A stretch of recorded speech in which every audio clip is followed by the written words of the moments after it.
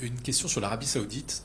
Après les premiers éléments qu'on commence à avoir après la mort de Jamal Khashoggi, est-ce que la France envisage de suspendre les ventes d'armes à l'Arabie Saoudite? D'abord, il y a la gravité des faits. Elle est réelle. Et elle est immense. Nous l'avons dénoncée immédiatement.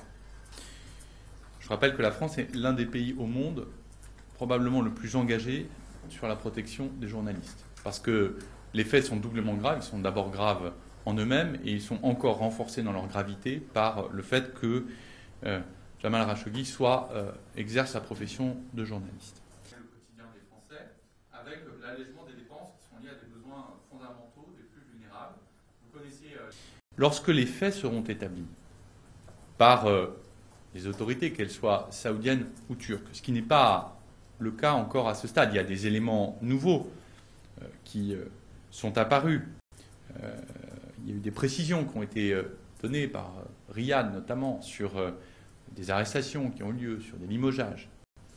Mais tant que cela n'est pas parfaitement établi, et tant que ces faits ne seront pas corroborés par nos services de renseignement, eh bien, nous retiendrons nos décisions.